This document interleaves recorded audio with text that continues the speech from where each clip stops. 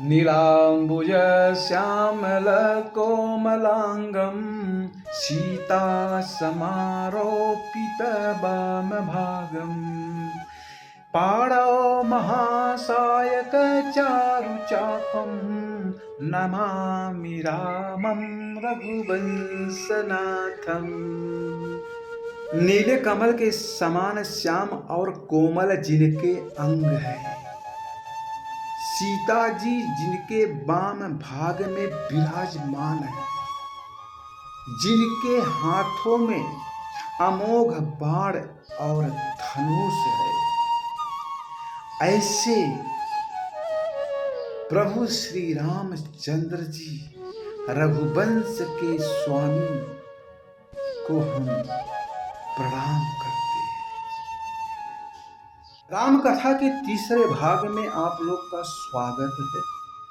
हम इस कथा में सिर्फ भगवान श्री रामचंद्र जी की जो मर्यादा रहती है वह मर्यादा के बारे में आपको पहुंचाना चाहता हूं कि आपके परिवार में मर्यादा से क्या लाभ है।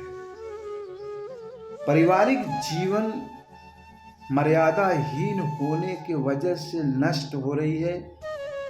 मर्यादा में रहोगे तो आपका पारिवारिक जीवन अति उत्तम रहेगा। मर्यादा हमें यह सिखाती है कि भरत के जैसा भाई हो,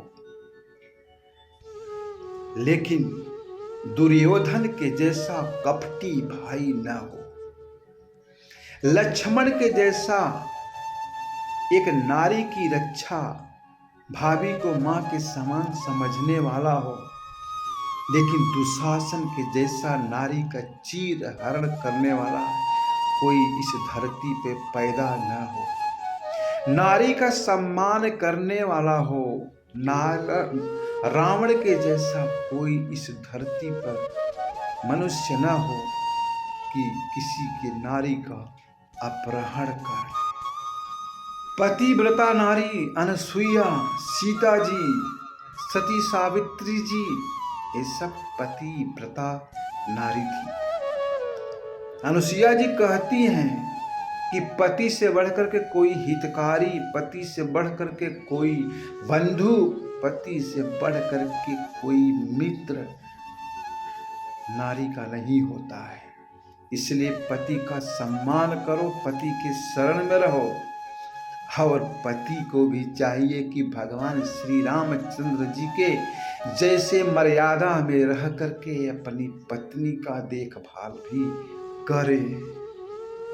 भगवान श्री रामचंद्र जी जब चित्रकूट में जाते हैं, अत्रि मुनि जी के आश्रम में,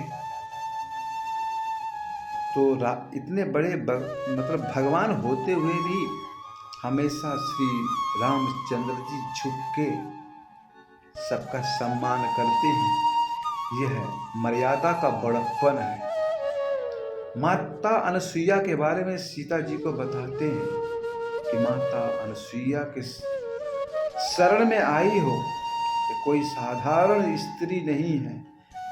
इन्होंने तो कितने देवताओं को भी पराजित किया है अपने मर्यादा में रह करके, पतिव्रता के ताकत से। सीता मैया कोई साधारण स्त्री नहीं थी, वो भी एक लक्ष्मी थी। कोई साधारण नहीं थी, लेकिन अपनी मर्यादा का पालन कर रही थी बद्ध जीवों के कल्याण के लिए।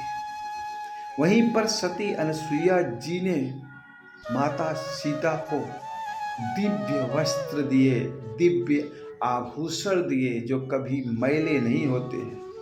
वे बोली कि आप वन में विचरण कर रही हैं तो आपको यह वस्त्र की आवश्यकता पड़ेगी, जिससे आपके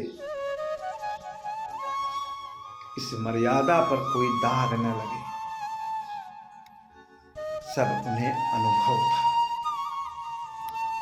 इसलिए राम कथा से हमें यह सीख मिलती है कि हर स्त्री को अपने पति का सम्मान करना चाहिए, इज्जत करनी चाहिए, अपने मर्यादा में रह करके हर पुरुष को अपनी पत्नी का इज्जत करना चाहिए, अपने मर्यादा में रह करके। पर स्त्री की तरफ नज़र नहीं करना चाहिए, पर पुरुष की तरफ कोई स्त्री नज़र नहीं रखनी चाहिए।